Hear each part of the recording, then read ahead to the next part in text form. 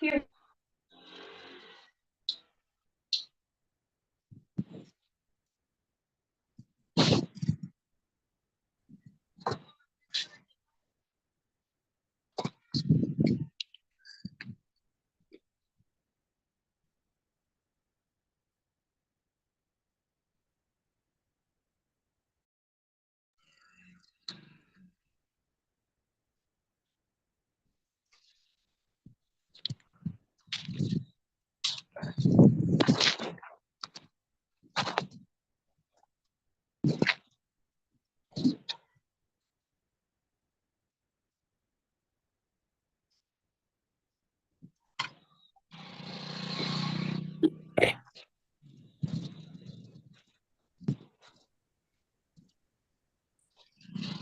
चल मार लेना फिर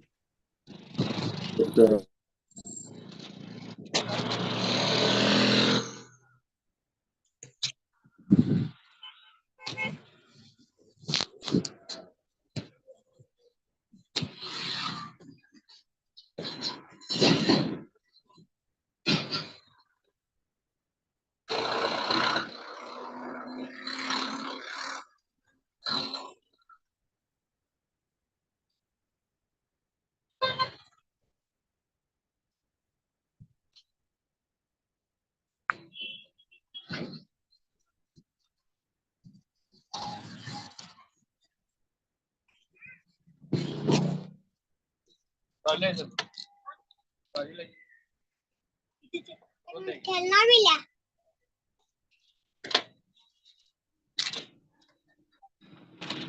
आधे काम में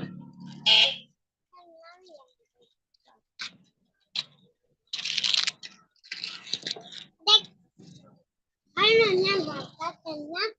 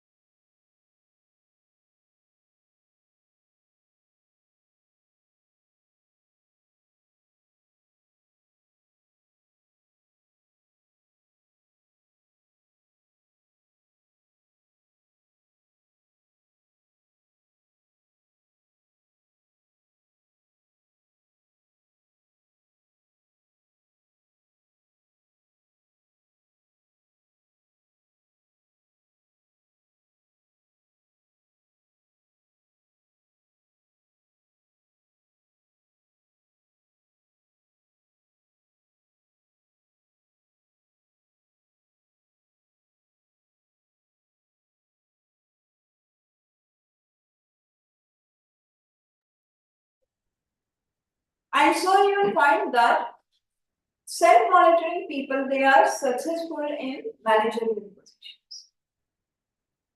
So if you wish to become a manager, taste yourself whether you are a self-monitoring person. Can you control, regulate your emotions? Can you regulate your behavior according to the situation?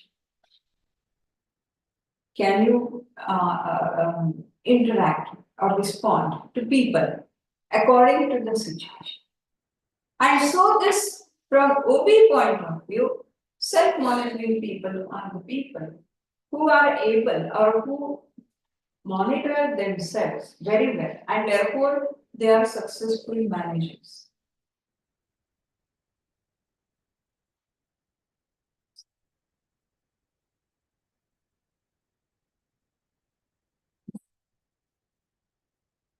Next speaker, next. Next. मैंने photo पढ़ा नहीं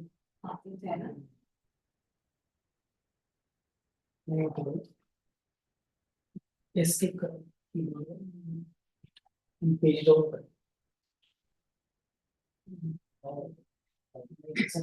escape करा नहीं escape करा page down करा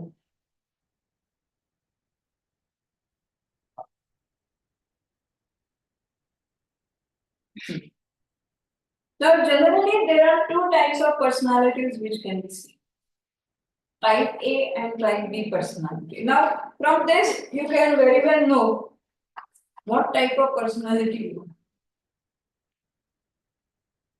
But this is only a rough idea. You have to take a proper test to identify whether you have traits of A type of personality or B type of personality.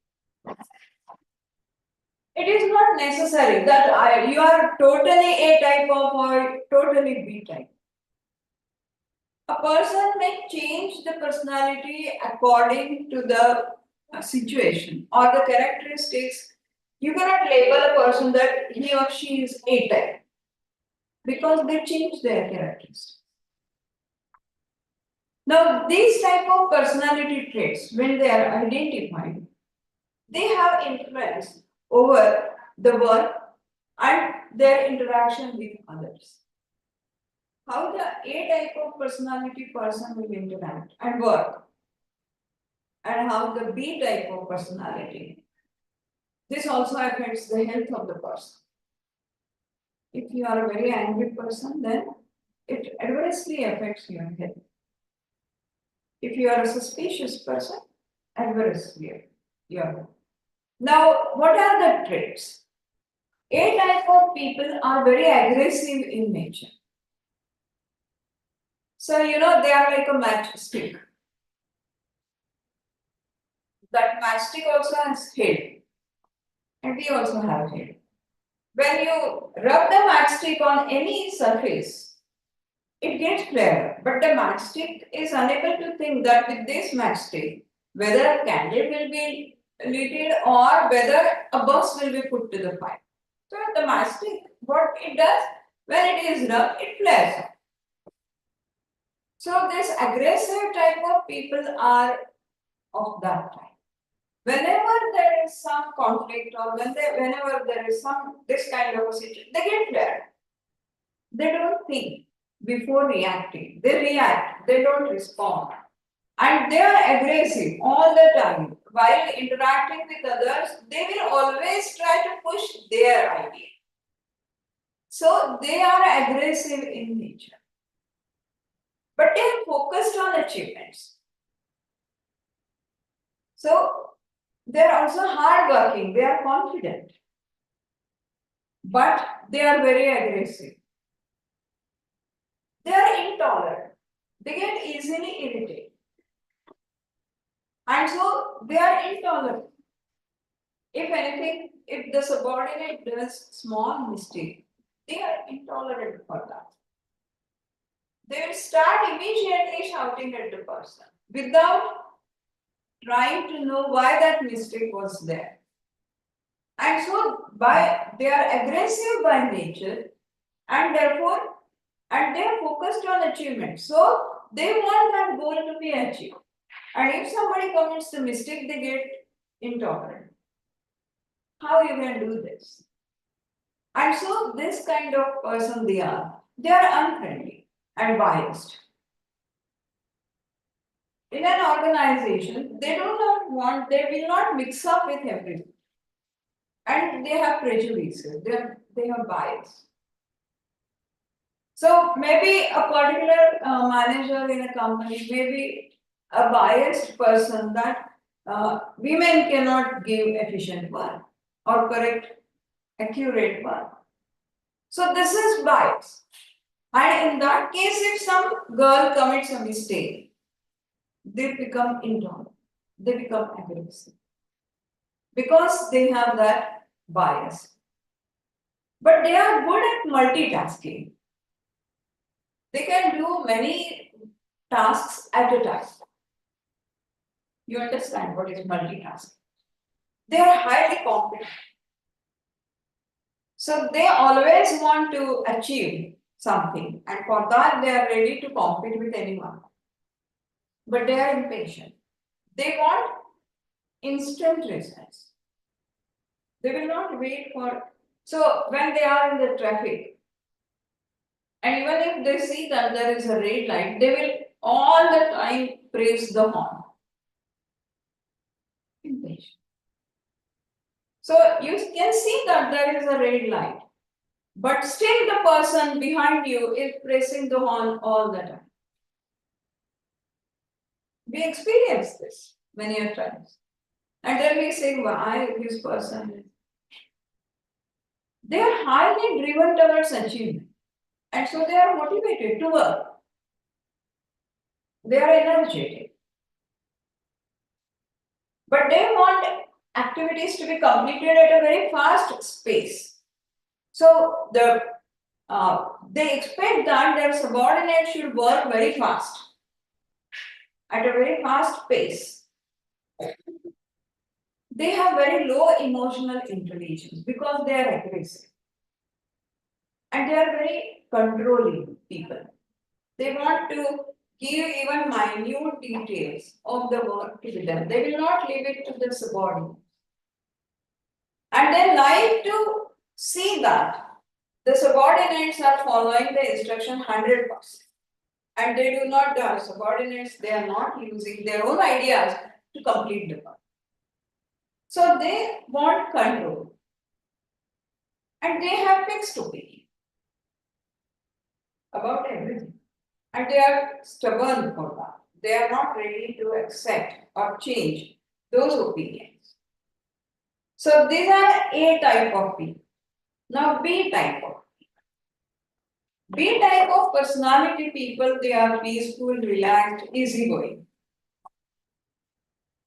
So they, for themselves also, they are easygoing. And for their subordinates also, they are easygoing. They don't take any stress for any situation. So, no stress is taken. And therefore, they don't have any conflict with others. They will not enter into any dispute or any conflict with others. And so they are stable about their work, about their subordinates, and all those things. They are flexible, so they can accept the change very easily. Whatever, and as we have seen that change is the order of the day. That is the only thing which is constant.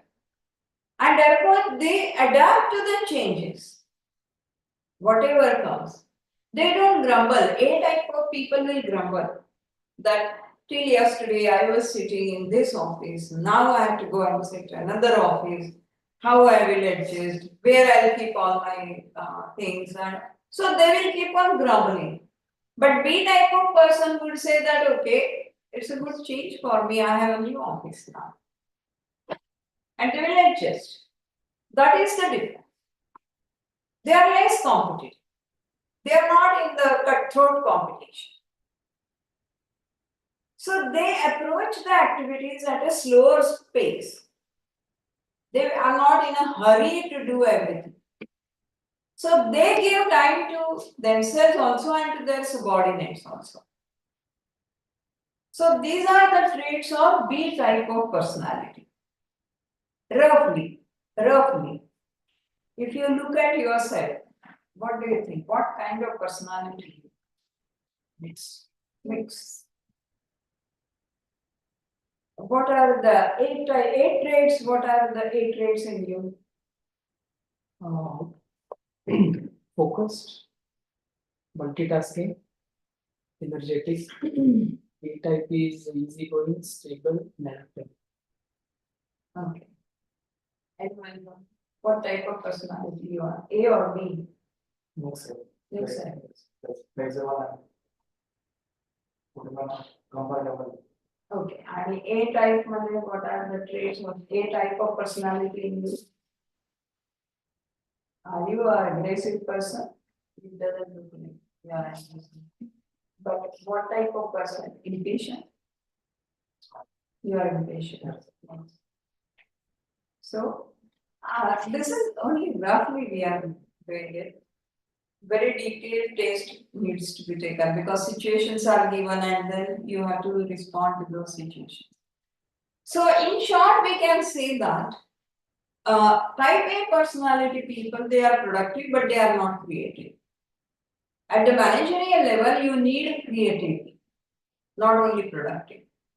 So they become excellent salespersons.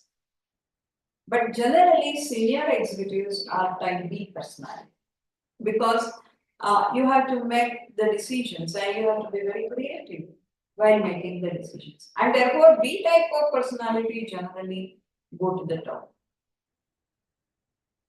They are able to allocate time to develop unique solutions for the problem which they are facing. And therefore, what exercise one has to do is identify.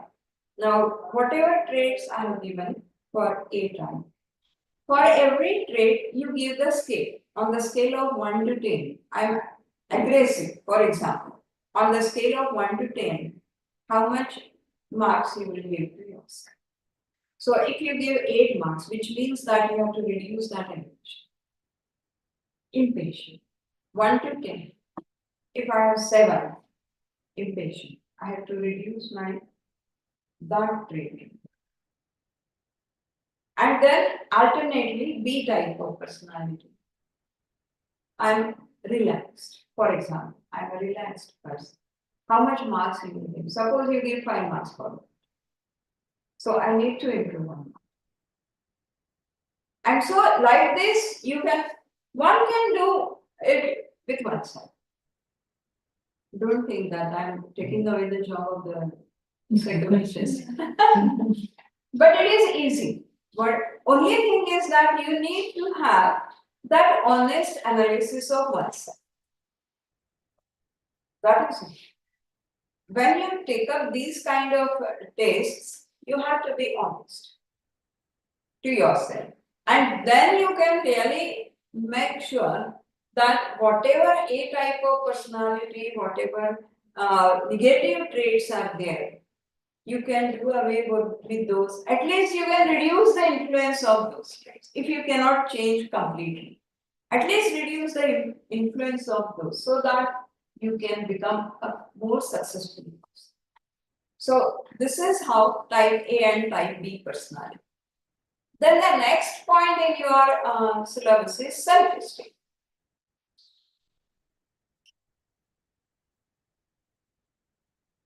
Self-esteem is your belief in yourself, your abilities and your abilities.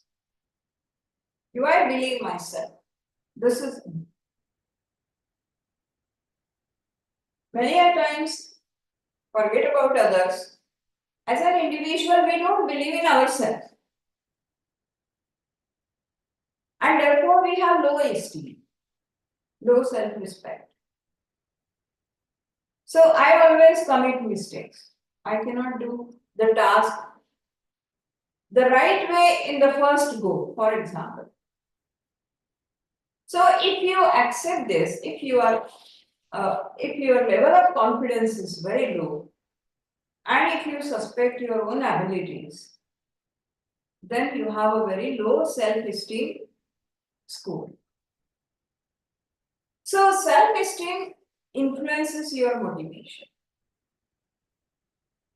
and your quality life, your quality of life, or your in fact, it influences your everyday life. Because when you suspect your own abilities, you are not very confident that you can do this. Then you cannot lead a quality life. And therefore, self-esteem has to be there, either too high or too low can be problem. If too high self-esteem, then we say he is egoistic. Too low self-esteem, then the person is not at all confident. He doesn't believe in his or her abilities. And this kind of persons are not motivated to work, to complete the work. So what is your level of self-esteem? And can you strike a balance that is just right for you? Again, I can say that. Again, the tests are available to test what is your level of self-esteem. So you can take those tests, and those are available on public platform. So you have to have that balance between too high and too low. You must have the right level of self-esteem so that that person, or so that the person becomes highly motivated and work towards the goal. Then another concept that is included in your syllabus is attitude. Attitude so we use this word very loosely, as I can say. So either favorable or unfavorable about people, about objects or events. Attitude reflects how you feel about something. Some event is going on, for example. So the attitude of this person and that person will be different. Okay? And so attitudes are very complex. When you say, I like my job, you show your attitude towards the work.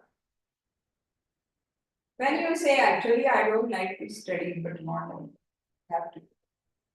So it shows your attitude towards your study. Similarly, actually, I don't like my work, but I have to do something. So this shows negative attitude towards work. And so, but this is very complex.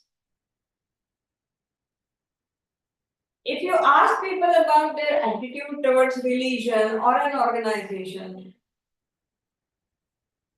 you may get simple answer, but the reasons behind that answer, they are very complex. So we have to consider what are the fundamental values of the person in order to understand the attitude. Now, what is the difference between attitude and perception? We have seen perception first. Now, attitude refers to a learned predisposition to respond to an object. So, deliberately, thoughtfully driven respond either to the object, to the person, or to the situation, or to the event. And perception refers to sensory information. Just what I see, I respond. I make a perception about that. I don't think much about it. My eyes are telling that this is wrong. I say this is wrong. I don't take a learned thought of that. Perceptive is our mental interpretation. So that is very quick. It is our mental What I have heard, I believe that it is the truth. But attitude, I thoughtfully give what I have heard and then I respond. An attitude is a mental posture we form as we engage in a mental or physical task. So you deliberately engage your thought process into that and then you develop a particular attitude, either towards organization, towards people, towards task, or whatever it is. Now, what the researchers have done about attitude in OB, world over, lot of research is going on. Lot of research in psychology, human psychology, OB, lot of research is going on, and in different universities, in different organizations, continuously the research is going on. So they say that attitude has three components. One is cognition, second is affect, and third is behavior. Now, these concepts I have explained with an example. Now, when a person says that my pay is low, this is cognitive component of the attitude. When the person says this is a description of his pay or belief in the way the things are. So he believes that his pay is low. This is cognitive part of attitude. Then affective component is the emotional or feeling segment of an attitude. So what he will say, I am angry because my pay is low. This is affect. What he has added, earlier he said, my pay is low. Now he is saying, I am angry because my pay is low or I am paid less. Now, angry, the emotion is added. Now, this is affect part of the attitude. Okay? And the behavioral component of this is, I am going to look for another job because my pay is low. So he behaves in a particular way. So these are the three, therefore I have taken the example that how these three parts are, we can see in framing the attitude. How the attitude is framed? The attitude is framed with cognitive component first, then affect, and then it gets resulted into behavior. So another example is, imagine you realize that someone treated you unfairly. Suppose your superior has treated you unfairly. You also came late, another colleague also came late, but you were fired and he was not. So you think that, so your cognitive component is you were treated unfairly. Aren't you likely to have almost instantaneous feeling occurring along with the realization? Immediately what comes to your mind? You are angry. You are sad. So, affect and cognitive, many times, they come together. And so you will find that for attitude, we have three components: cognition, affect, and behavior. For example, again I have given an example. The employee thought he deserved promotion. This is cognition. He believed that he deserves that promotion. He strongly dislikes his supervisor because he has not given the promotion. So this is affect. And he complained and taken action. This is behavior. So he complains to another supervisor or another superior that this superior is deliberately not giving me promotion. So he complains and he forces the another person to take the action. This is behavior part. Okay, clear? These three concepts. So attitudes are important for their behavioral component. in OB, attitude is important for behavior as well. Why? If the worker vary in how committed they are to their organizations, and this commitment can lead to whether or not they stay or leave the job, we should understand how commitment is formed and how it might be changed. So many a times you will find that in many organizations, employee surveys are made to know how far the employees are committed to the organization. Because that decides whether they will stay or not with the organization. And then how this commitment is formed? Why a particular person is a committed person to the organization and why another is not committed to the organization? It will depend on this cognition, affect, and all these things. And therefore, organizational commitment, prior cognition and behavior both cause affect, although these components are often difficult to separate. They take quickly. It happens very quickly. So many times you are unable to segregate them. That when cognition was there, when affect was there, you see the behavior or you see the affect. But before that, the person started believing something. That cognition, many a times, we are able not to see. So, what is the correlation between attitude and behavior? So, attitude determines what the people will be doing. But one of the researchers, Leon Festinger, he argued that attitude follows behavior. For example, again, take an example. Perhaps a friend of yours constantly argued that her apartment complex was better than yours. Another friend in your complex asked her to move in with him.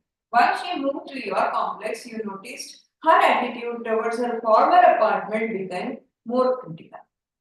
So, behavior, attitude and behavior, attitude is followed by behavior.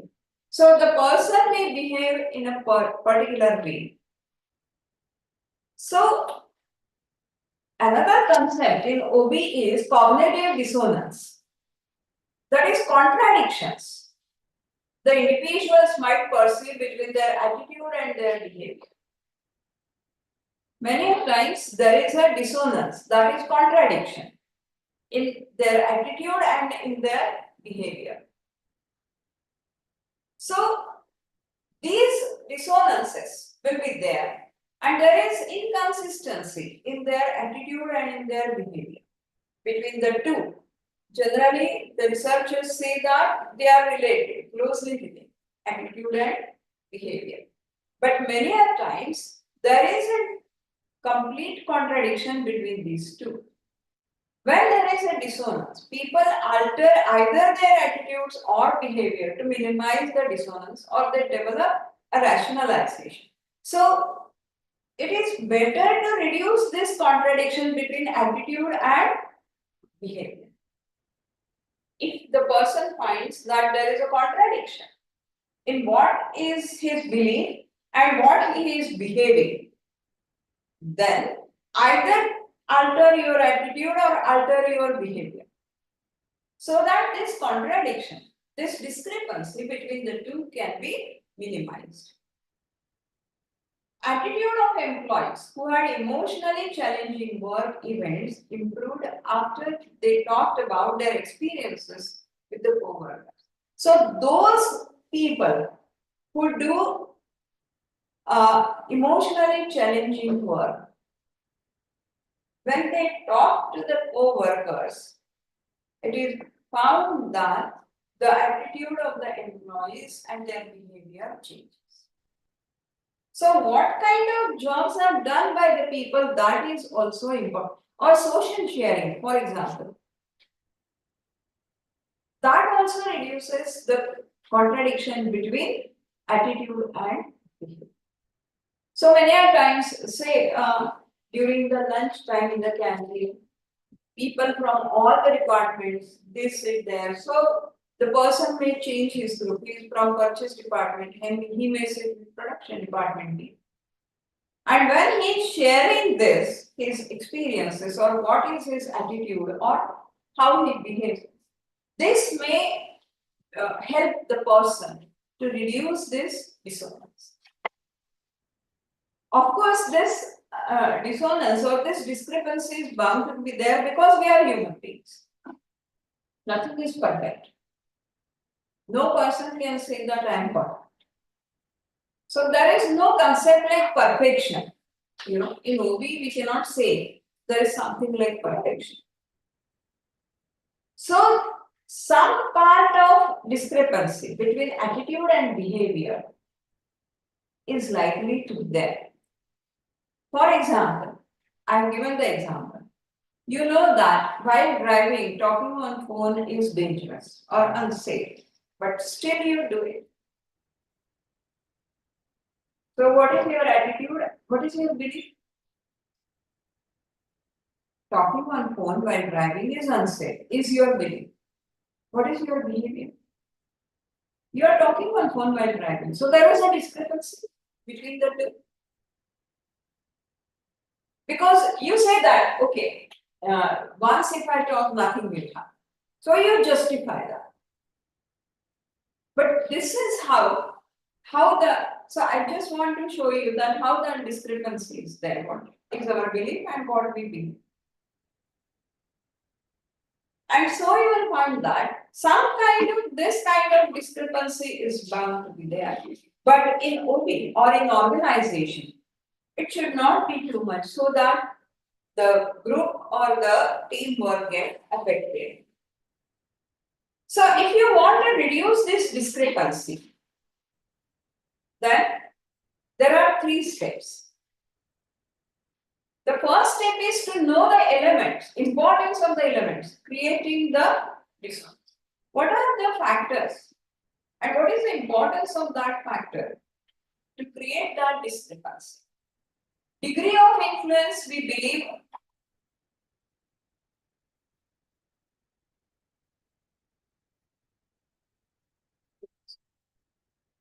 Degree of influence, we believe we have over elements.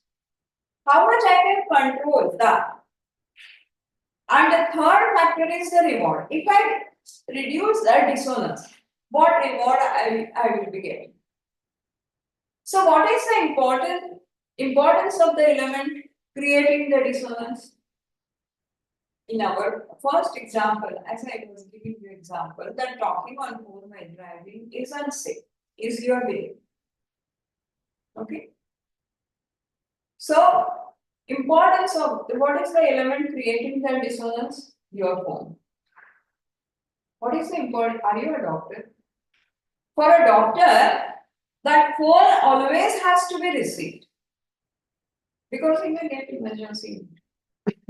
But for a common man, is it necessary? But so what is the importance of that element creating dissonance? I don't have any actually. But I don't understand that. I pick up everyone. Even a friend calls and I pick up. I don't understand the importance of that element, which is creating discrepancy between my attitude and my behavior. Do I have influence over that element? Yes, of course. I can always neglect the phone. Or I can keep the phone on silent.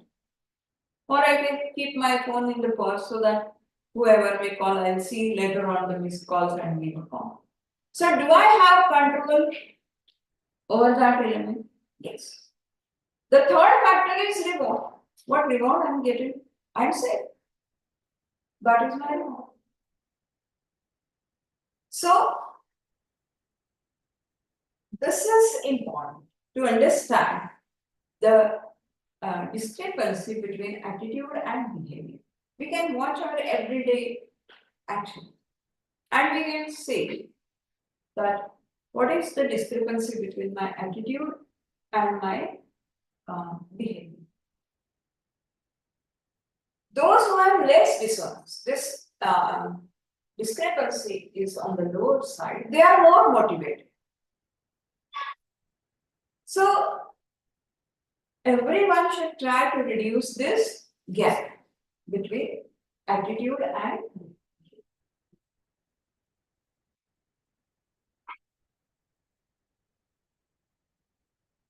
now what is job attitude?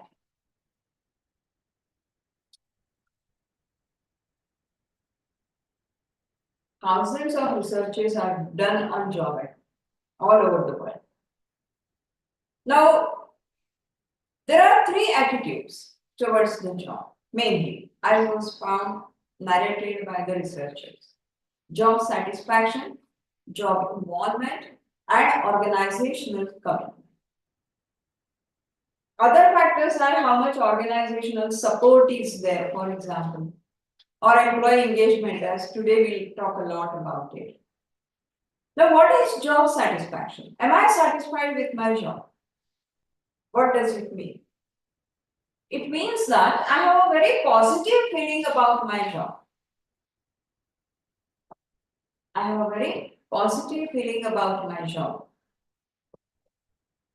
With low job satisfaction, of course, he holds a very negative feelings about the job. Now, job satisfaction can result by certain elements. And those are first is job conditions. So when I like my job, or when the person says that I'm satisfied with my job, which means that there is independence, there is training, proper training given. So these are the intrinsic nature of the job itself. Social interaction, supervision, these are important factors which determine the job satisfaction. More the supervision, less the job satisfaction. Of course, there are exceptions. It will depend. So every or say this is broad concepts and theories that we are putting. For every organization, the HR person will have to study all this in context to the organization, because the workforce combination or the people working in the organization. Suppose the organization has people working for the last 35 years. It will be different. And if they have very young people and turnover is very high, then job satisfaction will depend on other factors. And so we are just broadly categorizing all these things. Then the second aspect is personality. Again, it comes to, we have seen type A and type B. So those who believe in their inner work and basic confidence, they are more satisfied. Naturally, as we have seen A and B. And third is faith. It does correlate with the job, but to some extent. After some time, pay is irrelevant.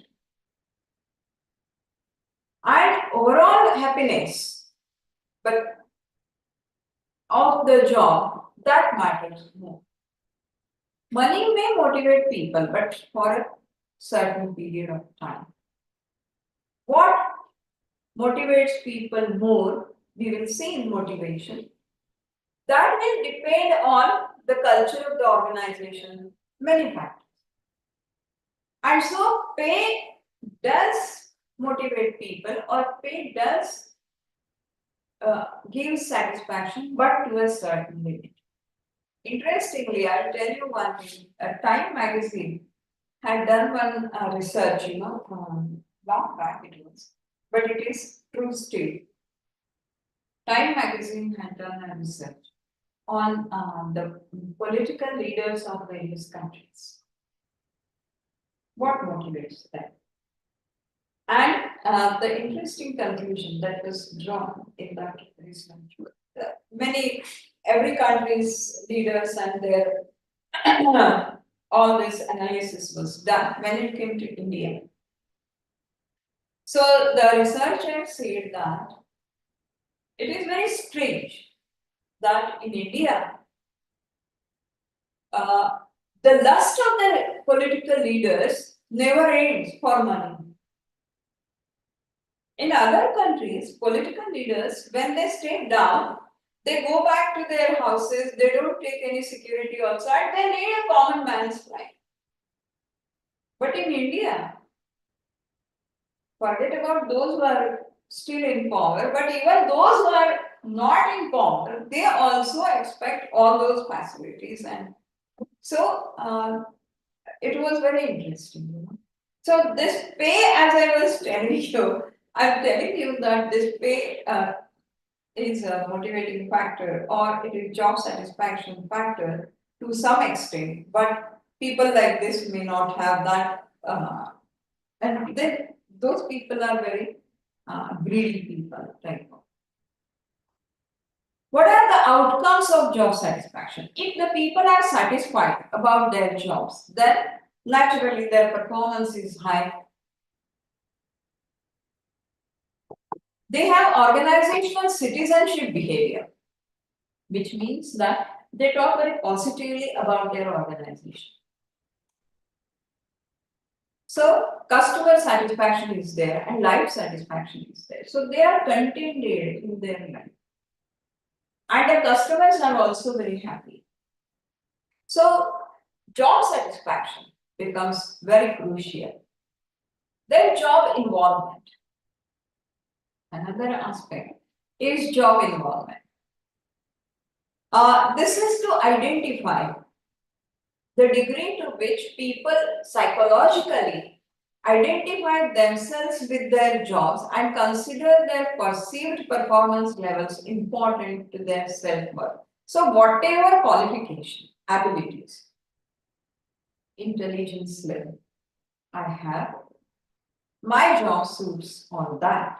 This is how closely I relate myself to my job. So those who have very high job involvement,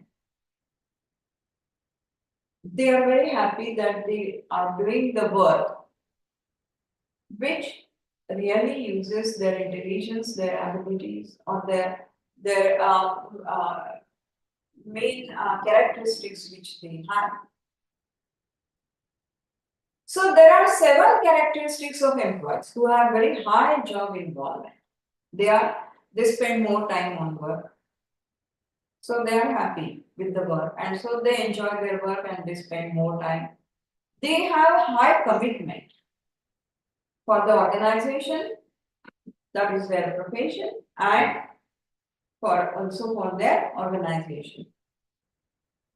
They give best effort to the company. They don't remain much absent. And turnover is very low and high motivation. People are highly motivated. So these are the characteristics of whether your people have that job involvement. And the third is organizational commitment.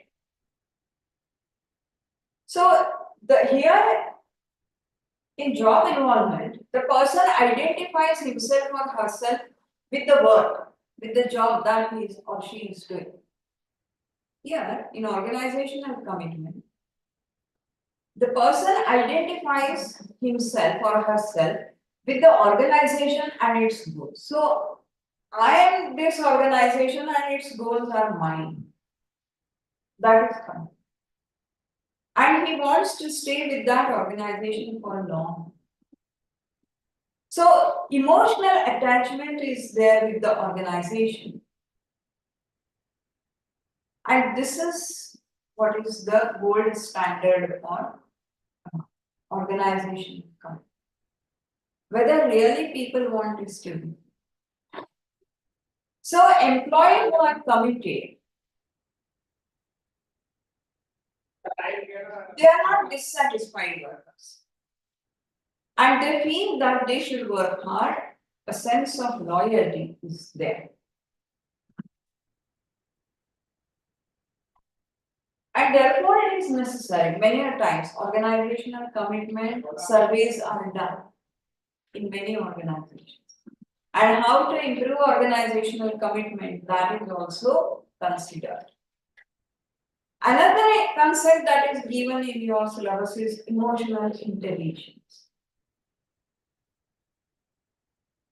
So, what is emotional intelligence? You understand your own emotions also, and you understand the emotions of other people also.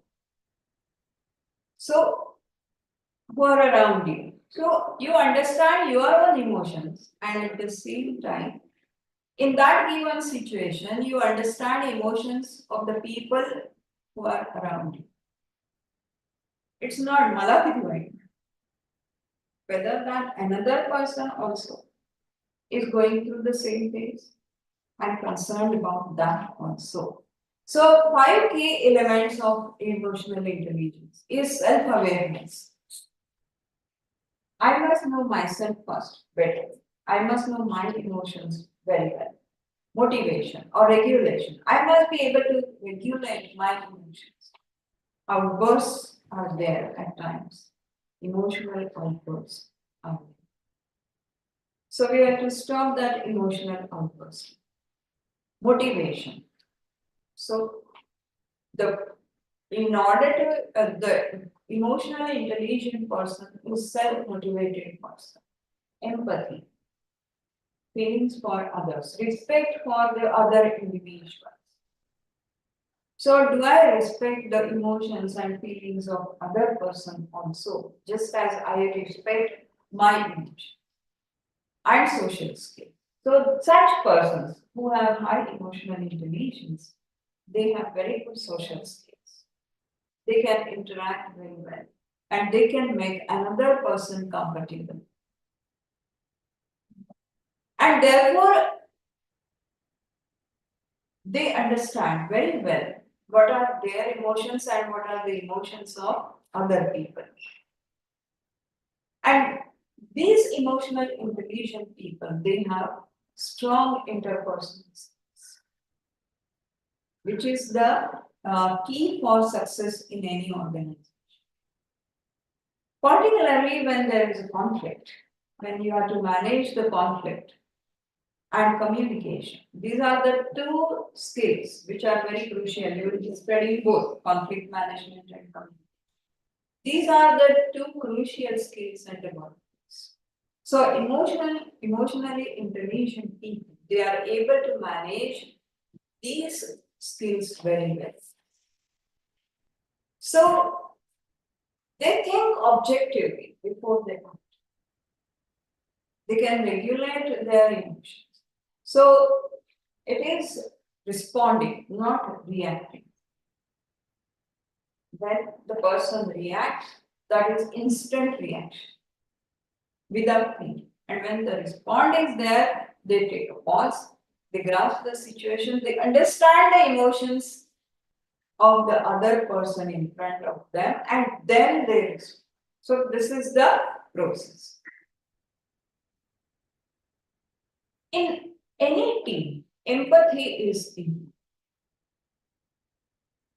So, are you able to appreciate your team members' success? Or are you able to take a note of your team members' some problem and how you look at that problem so that you can manage the relationships between among the team members well? So, leaders generally are emotionally intelligent.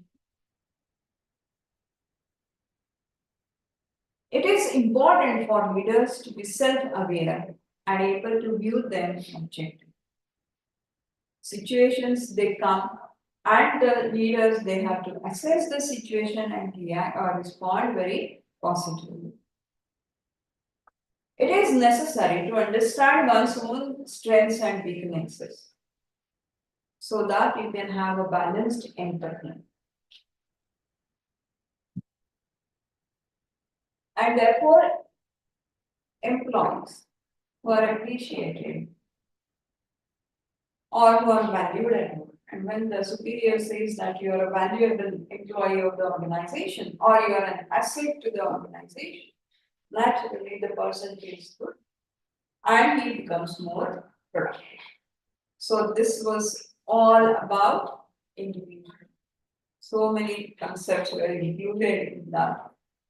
So we have completed the individual behavior part of it. Okay, so.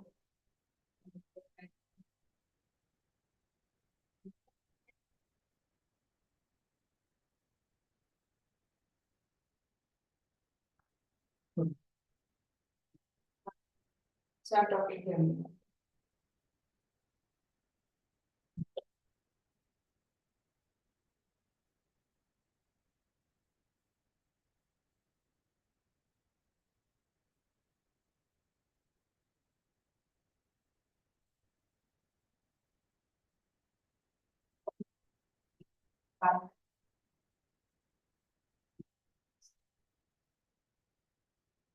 Motivation. पुढचा topic motivation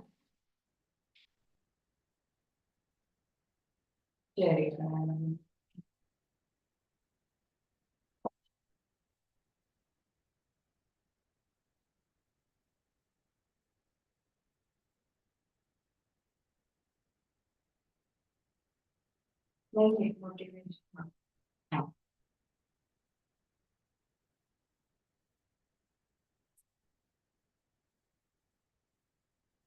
So the next topic in your syllabus is motivation. What is motivation? You know, example is not very good, but still I am because you will immediately understand what is motivation. If you read the crime stories, you know, when there is a crime, what the police do first, they find out the motive behind it. So, motivation that makes us work, act in a particular way. And so you will find that motivation is, as I can say, that it is the basis of all our actions. What we do, all the activities which we pick up, they are all good activities, they are because of motivation. This is the most powerful source. Either this can drive the employees through encouragement and reward and accomplish the goals. But if they are negatively motivated, they can bring the disaster to the organization. So it can also motivate the employees to cheat the organization when they feel that injustice is being done to them. And therefore, as a manager, the person has to understand what motivates my employees. Again, as I said, a lot of research has been done. How to motivate employees. This is the most challenging job.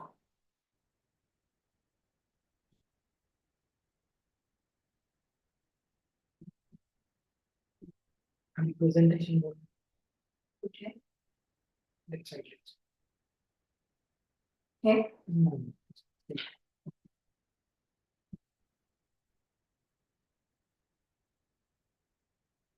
Okay. So this was that makes us go. If there would not have been any motivation, we would not have done. So there is a very famous story. Once this is old story, but once a British person goes to the village and he finds that people are sitting on that petta and chatting and all. So he goes to them and he says, why you are wasting your time and why you are chatting? You should do something. The the person said, okay, we do the work, what will happen? So if you do the work, you will earn more. What will happen if we earn more? If you earn more, you will lead a good life. What is good life? You can relax. That is what we are doing. So, motivation. And therefore, you will find that motivation, lot of research has been carried out in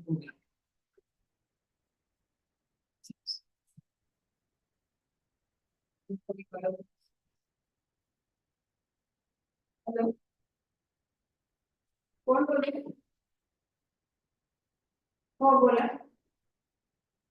हो मिळालं हो मिळालं हो नक्की Yeah.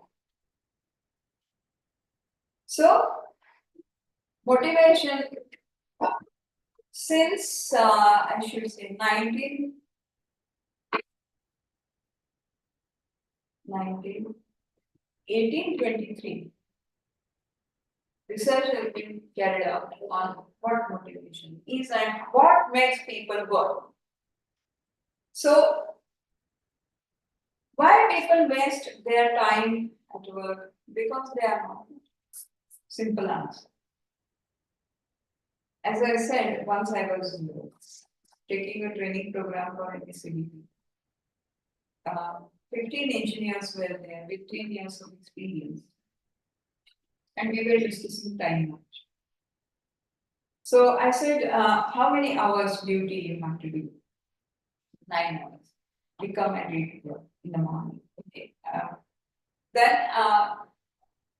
on one paper, she lists down that what you do coming at 8 o'clock until you leave the office. So how much time you devote for every activity? And then I made them to do that exercise. And then after that exercise was completed, I asked them that out of these 9 hours a day, how much time really you work effectively for the work for which you are appointed and paid? They started looking at one another. So I said, come on, what is that? It was half an hour. So you come, you have to report at 8 o'clock. So you come at 8:10. Then your supervisor, he says why you are late. So you give excuses, you waste another 10 minutes. You come out, then you meet your friend and you narrate the whole story that how this cuddles person is asking. So you waste another 10 minutes. Then your friend says, okay, anyway, let us go for a cup of tea. So you go for a cup of tea. You waste another 20. Likewise, the whole day, Then you take some file and you say, that I have to go to another department again. So you go there, you meet a old friend there. So you waste. So 69% of the workers, why this happens? This happens because they are not involved in the job. They are not motivated. So maybe time has changed, but still this remains the So problem of motivating workforce remains the same. The crucial problem that all the HR managers face in any organization is how to motivate.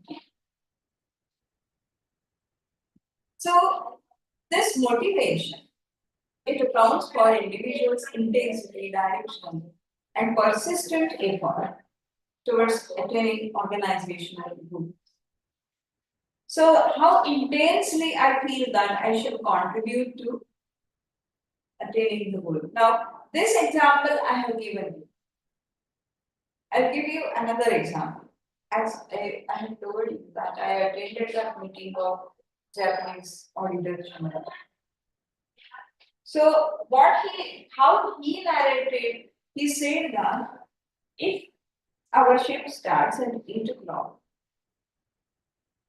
half an hour before, our workers are in the office, in the factory. Half an hour before, and not 10 minutes late. What they do, so for 15 minutes they use yoga exercises. So 7:30 to 7:45 they do exercise. 7:45 they go to their desk, respective workplace. Sitting there for next 15 minutes, they prepare the whole day's work, plan for the whole day's work. That's what they will be doing today. They make a list of that. And exactly at 8 o'clock they start the work.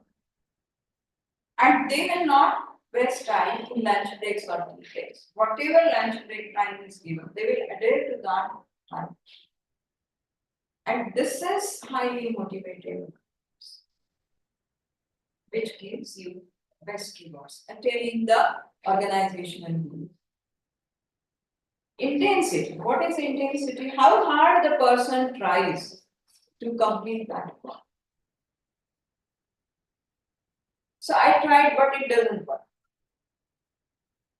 So have you tried it very hard or with all your ability?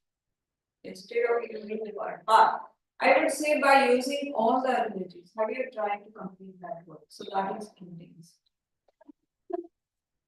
So higher intensity is unlikely to lead to job performance unless the effort is channelized to direction. So that is one story, There was a small kid. He was alone in the house. And the parents were out and it was dark in the evening. Parents had not returned. So it was dark in the room also. When the parents came, the child was sitting in the dark room, doing hands like this. So the parents asked him that why you are sitting in dark. He said for last half an hour I am trying to remove this darkness, but it is not good. So his intensity is there. Then the parents told him that he should have put on the button. So darkness would have gone. So direction. What I mean to say is that it's not only sufficient to use all your abilities or do hard work. Do the person is whether the person is doing the hard work in the right direction? That is it. So that benefits the person and the organization. It is persistent. It should be persistent. So for long time, you must follow this.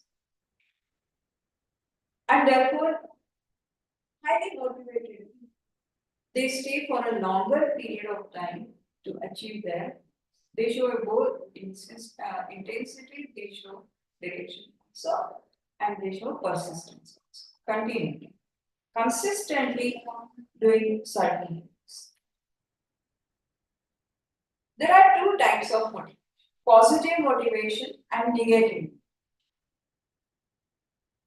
So positive motivation is that motivation which results or which gives an impulse to the person to behave in a particular way, which results in desired outcome.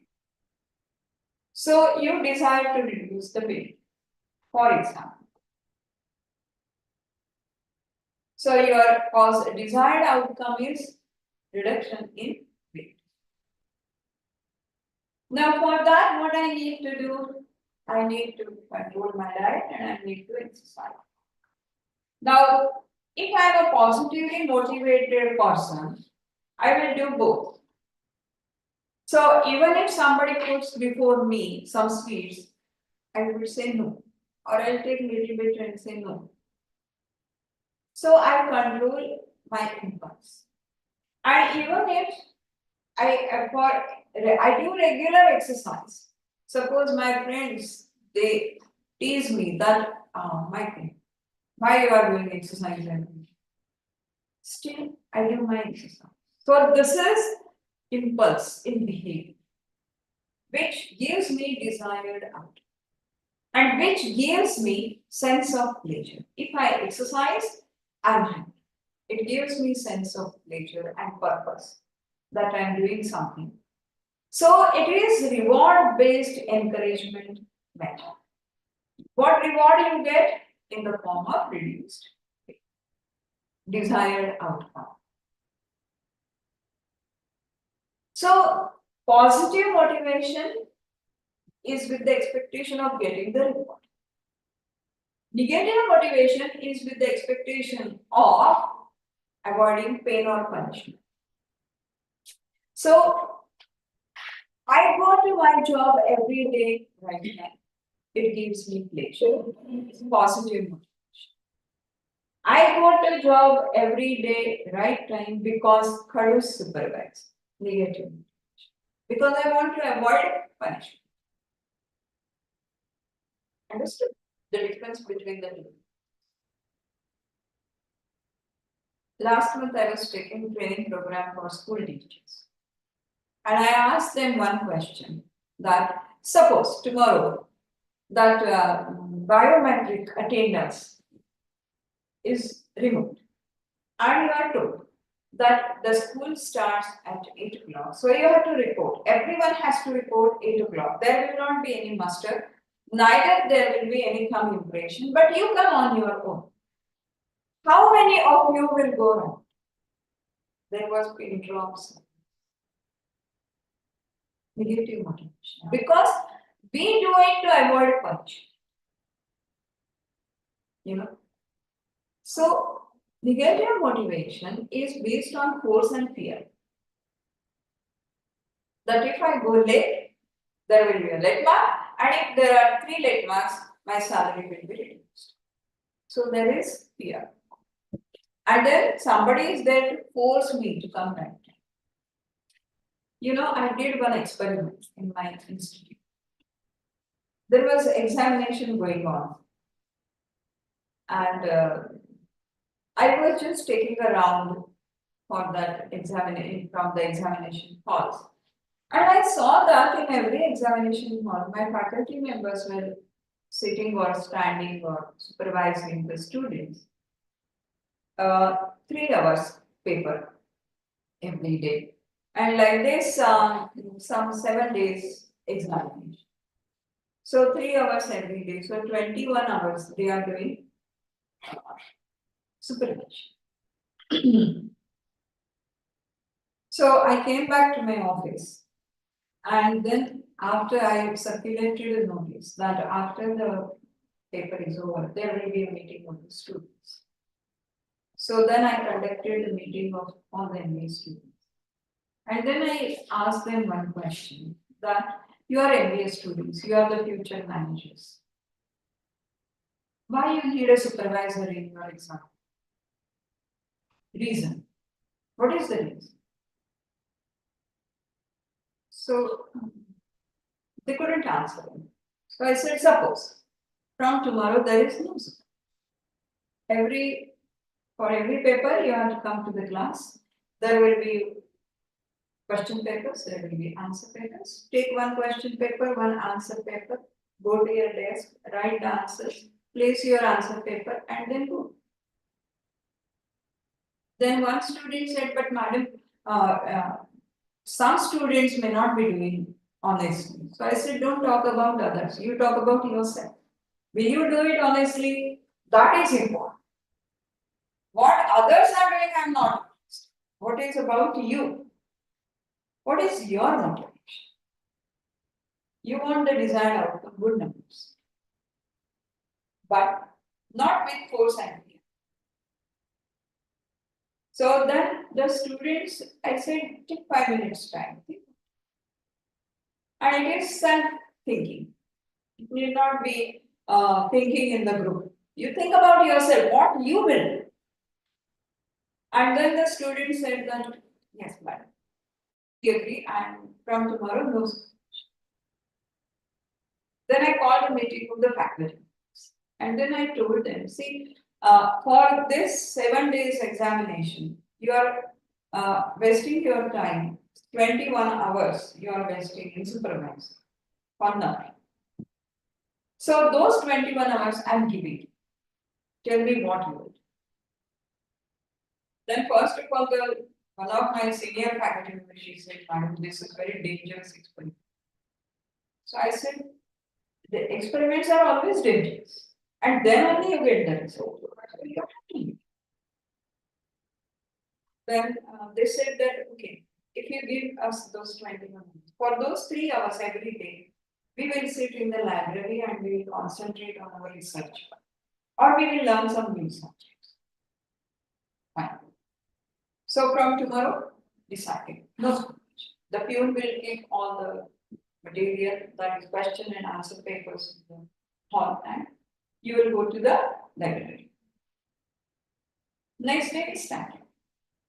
2 days later on, my secretary of our society, he came and he asked me, Asha, what is going on? So I said, sir, examination is going on. So he said, come with me, we will go for, and just have a round. When we went, he said, there is no supervisor, Asha. So I said, no supervisor. He said, why? So I said, come to my office, I will explain. And then I told him. So he went to the library and all the teachers were sitting in the library doing their work. So he said, what kind of experiment you are making this? I said, you have to trust your students. You have to trust your faculty. And you have to motivate them positively, not negatively. That if you copy, this will be the punishment. So they don't copy. Isn't it? Why people don't copy? Not because it is their natural impulse. They don't copy because of fear. Somebody is. So, see, the main crux is whether you have positive motivation. You have fear. Since childhood, since school days, we are brought up that somebody is always there to punish you, to force you to do certain things, and then you will. But suppose that force, that fear is not there, then what? So I was telling those teachers also in the training program that don't look at another person, look at yourself, what you will do. And if everyone decides that yes, we will go right time, where is the problem? Why you need a master and why you need a band? Trust. Because you are concentrating on that. And so, positive and negative. Negative motivation is always based on emotion. If you don't do this, this is the punishment. So, negative motivation implies punishment. And therefore, if the person is afraid of consequences of not doing the work, then it is called negative. So, one has to know whether I'm positively motivated or negative. Also, motivation is intrinsic and extrinsic motivation. Intrinsic motivation comes from within. I'm self-motivated. Whatever may be the situation around me. So, even if my colleagues come late, I go right time. This is intrinsic motivation. Even if my colleagues are late or they come late for the work, I go right time every day. This is my intrinsic motivation. And extrinsic motivation, you do something in order to get external reward. Intrinsic motivation gives you pleasure. You are contented.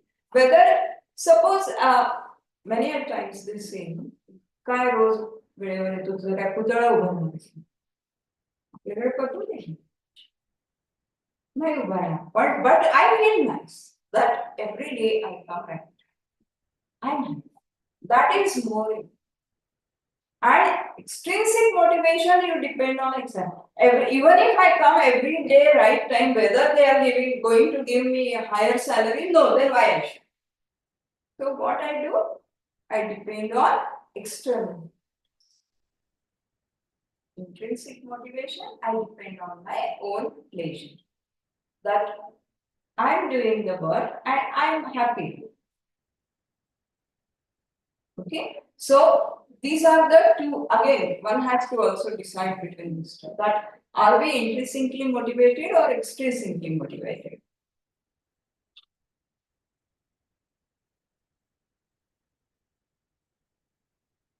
Now, there are various theories of motivation. Lot of psychologists, they have researched on what motivates a person. Because every individual is different by nature. This is the most complex creation of nature, as I can see. No two individuals are alike. Even twins are not alike. They may look physically, they may look alike, but they are totally. And so you will find that every individual is different. And therefore, what motivates an individual? You don't know. And so, many psychologists, they have studied or they have researched in different times to study what motivates a person. Now, the very basic theory of motivation is Maslow's theory of motivation. So, this theory was developed in 1943, long back. And Maslow, in your book, I have not shown that pyramid because that is already there in your book. So, Maslow's hierarchy of needs theory, this is the basic theory, first theory, which was developed, and on the basis of that theory, the subsequent theories were developed. So, these theories, they represent the basic foundation. The manager has to understand these theories in order to understand what motivates my needs, because they provide basic foundation for motivation. Now, this is the best known theory of motivation, Abraham Maslow. His hypothesis is within every human being, there are 5 needs. Within every human being, there are 5 needs. Now, recently, 6th need has been proposed. Intrinsic values. This is the 6th need that is proposed, but that is originated from Maslow, but it is not yet still widespread acceptance is not there for that. The 5 needs which were given by Maslow, there is a hierarchy of needs, which means that step by step, these needs are felt by the people and the people act in order to fulfill those needs. So, first type of needs are physiological. Hunger, thirst, shelter, sex, and other body needs. Now, these are common for human beings also and for other animals also. They also are hungry, they also. So, physiological needs. So, we say man is a social animal.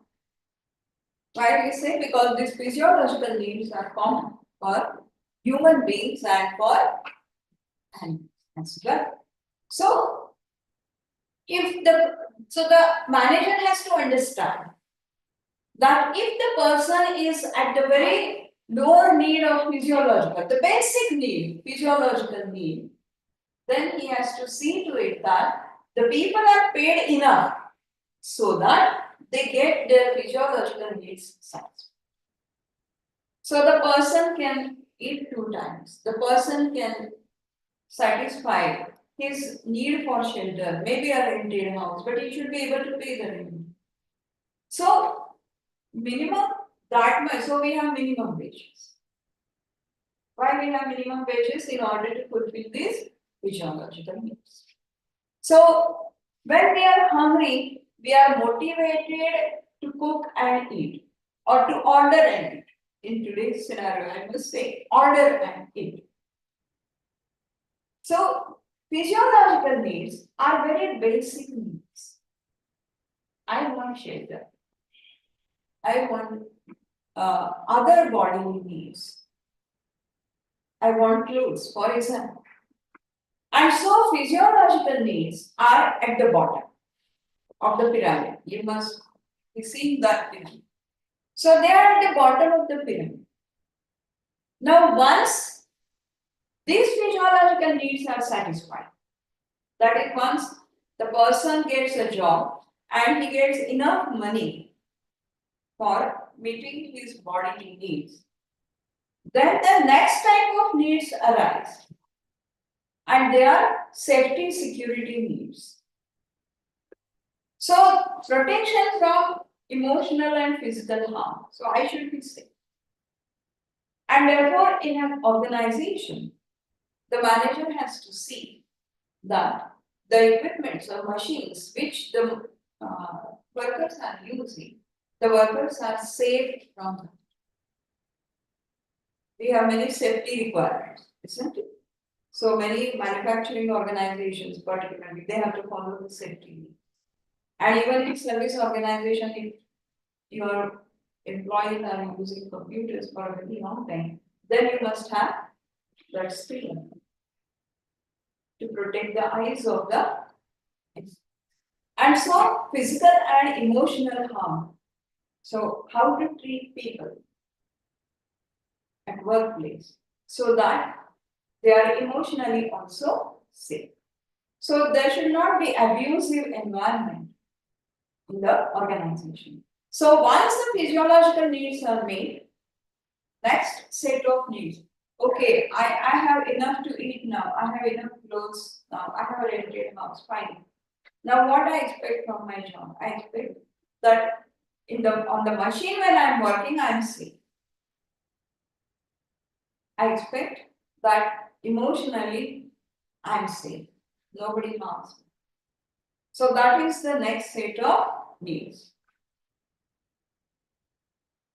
Safety and protection needs are met. The next set of needs they come, and they are affection, acceptance, friendship. Here comes the social part of the person. Not only I should be emotionally and physically safe in the organization, but my peer group should accept me as their friend. They must give me affection. So we have families. Why human beings have families? Because we want this affection. We want acceptance. You don't have only family, but you have friends. Social, so many things. And so you will find that the social needs come. When the social needs come up, we behave in that way. So we have family, as I said. We make new friends, for example. So we act in that particular way to fulfill this social belongingness. Then the movement is so generally, this theory says that generally the common people set it here itself. They are complacent with this. That I have a job, I'm secure, my job is secure, physically I'm safe, that I'm accepted well by my peer group. Continue, pass, okay. So generally people set it here. But there are some people who rise above that need, and that those are esteem needs, as we would say. So these people, they have self-respect. They want autonomy in their work. They want challenging goals to achieve. They want status, recognition, attention, rewards. And so these are the higher level needs. Not only that I am accepted in the group, but I am respected also in the group. If on one day I don't go in that group, people miss me. I have some status in the society. These are esteem, still higher level needs. And then the person behaves in that way. So he may do some social work, for example, in order to gain status, or in order to achieve some higher goals. He may get himself involved with some NGO. who are educating, for example, the street children. So that is sense of achievement. So esteem needs, higher level needs are there, and the person is motivated to act or behave in that particular way. And the highest level of needs are self-actualization needs. I want to become something. This realization. What is this something? That one should be able to identify. What I want to become. It includes growth, self-fulfillment, spirituality, even if talk about. So self-actualization are at the top. Very few people, scientists, for example, are self-actualized people. They don't want any recognition. They want their potential to be used. Self-fulfillment is there. And so you will find that these kind of people, scientists kind of people, they are at the highest level of motivation, and that is self-actualization. And Maslow says that as soon as each need becomes substantially satisfied, the next becomes dominant. So needs never end. We are talking about needs. We are not talking about luxury and comforts. We are talking about needs. So as soon as one need is substantially, it's not completely fulfilled, but substantially fulfilled at least, then the next need becomes more dominant, and a person tries to fulfill that need by behaving or taking a course of action in that particular way. So, if you want to motivate someone, you need to understand at what level of motivation that person is. As I said, pay can motivate when the physiological needs are very down. But if the person has social needs, then only pay will not motivate the person. Or if esteem needs are there, then pay may not work. And therefore, every person at a particular point of time will be at different level of motivation. And the manager will have to understand currently at what level that person is. If the person has joined recently, a very young person, he may be at the lowest need physiology. He wants pay, that's all. He wants money to maintain himself and his family. So pay him enough, as I said, so that he can maintain himself and his family. So this theory received wide recognition from all over the world, and particularly among practicing. Even today, this Maslow's need theory is referred to, and managers are being using it for motivating their people. The reason being it is very logical and also it is easy to understand. And so,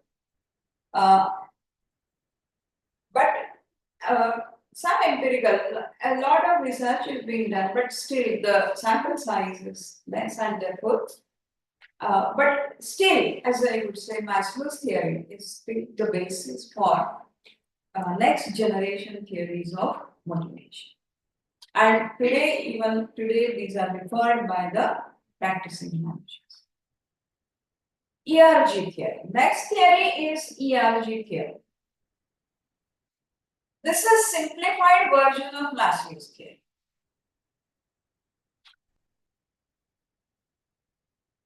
Aldiffer's ERG theory suggests that an individual acts in order to satisfy his or her needs. And then Maslow has given 5 needs. ERG theory categorizes those needs into 3 broader classes. So instead of 5, they give 3 needs. First is existence. So physiological or physical needs. just as Maslow has given.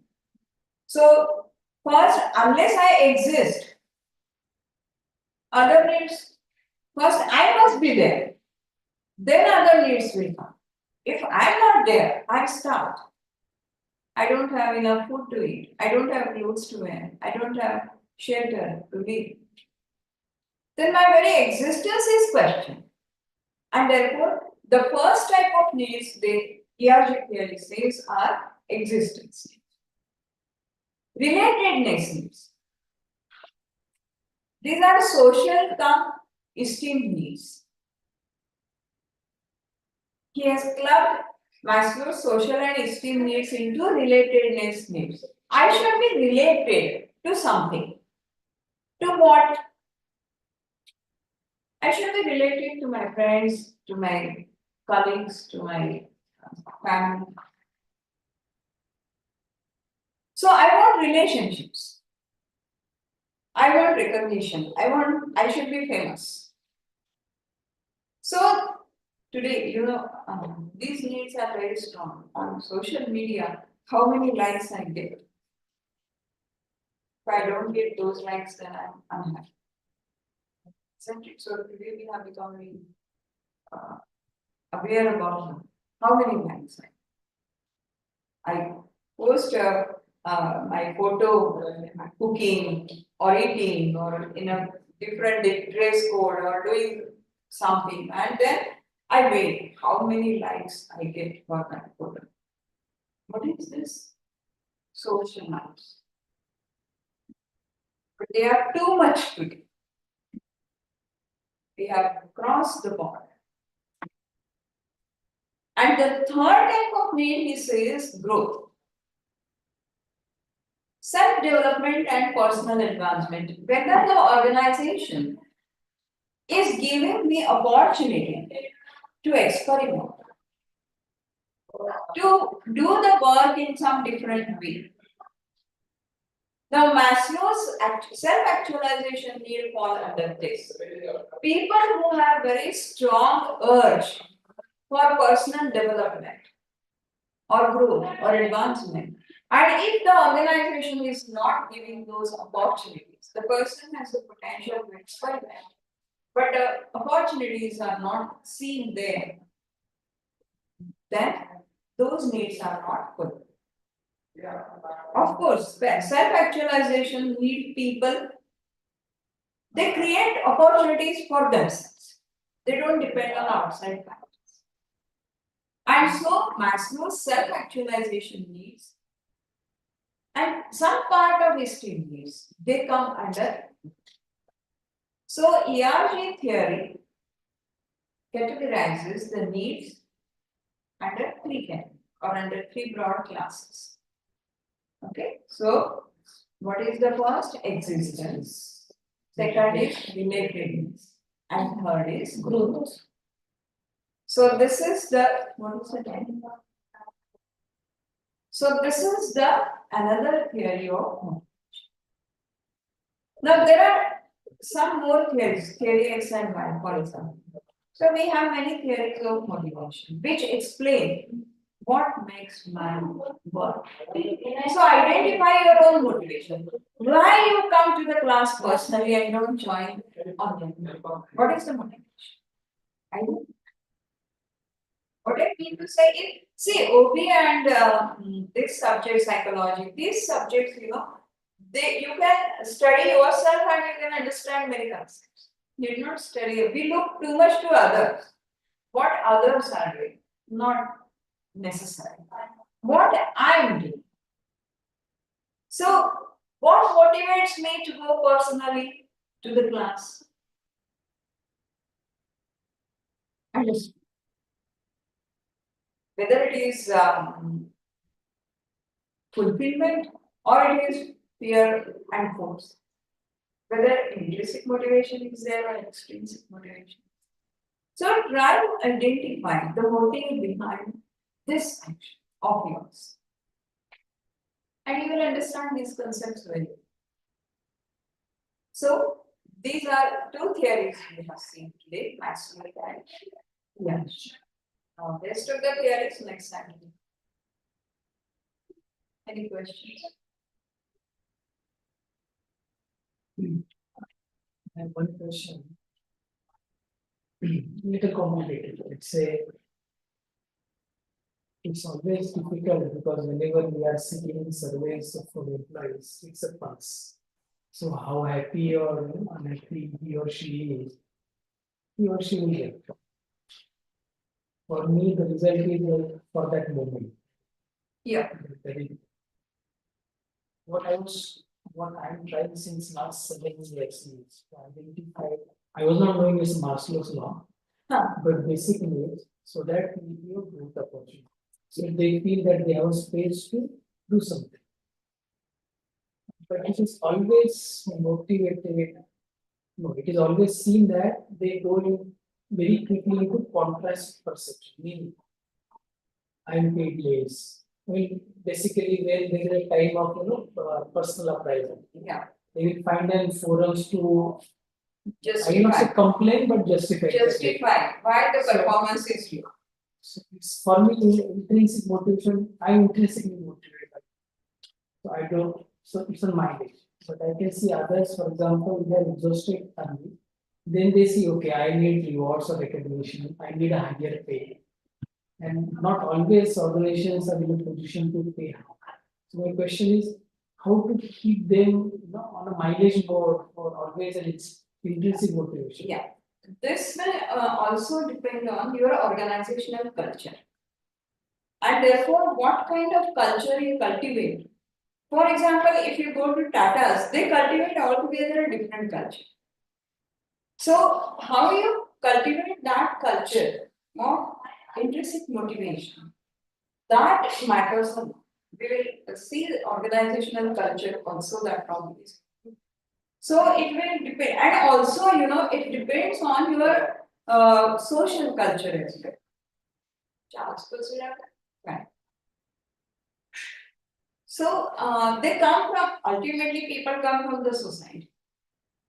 From where they come? So they are from you and me. So what is the culture there? So you have to deliberately develop that kind of culture in your organization. Just as we say quality culture, for example. So you have to deliberately develop that culture. It is not going to happen overnight. It will take a long time. I don't know how much time, but it will take a long time because they are human beings. They are not robots. You press the key and the robot behaves in a particular way. So it's not like that. They are human beings, and I made with the beginning with the same statement that every individual is different. And you cannot predict, but you have to try and try. That also. So one part is on the organization, the manager, what should they do? And in your own, see, as an organization, let the people do it, let them. But in your own department, do you cultivate that culture? You are intrinsically motivated. How far you pass on that to your people? That is crucial. And how you, so what kind of people you have, and you must know either by communication or by example or by some other things, you can intrinsically motivate them. So you can start with your own department. Don't look at the organization. See, when I did that experiment, that no supervision, I'm not bothered where what is happening in the world. I'm not saying that I'll stop supervision from every examination. I'm not saying what I try to do, at least for my institute, I'm doing. At least for my students, I want to do.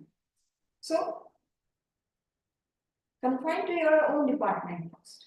It will get reflected automatically at the organization level. But don't try to change the whole picture at the same time. First, concentrate on your own people. And then think the ways and means as to if you are intrinsically motivated, then how I can motivate my people to become like that. Find out them and apply those methods. And then we have the theories. So apply those methods. What the person needs. A person may need affection. Am I giving the person affection? A person may need, for example, growth opportunity. Am I giving them growth opportunity? if he comes with a new idea, am I appreciating that idea? Or just I say, discard that idea and say, don't do as I say. Am I giving them autonomy? If the person needs anything. So it will depend, I mean, on what kind of motivation or what level the person is and what will motivate that person. So you know better your. So this is just for your reference. How to apply this in practice will depend on you because you have a different set of individuals. Okay. Any other question? No? समझ रहे हैं sir? Good. पुढल्या शनिवारी बाकीच्या theory करू आपण. बरोबर maybe motivation च्या चिकार फेस केला आपल्याकडे. attendance. त्यामुळे लिव्ह करायला लागेल. मग ते नाही वरती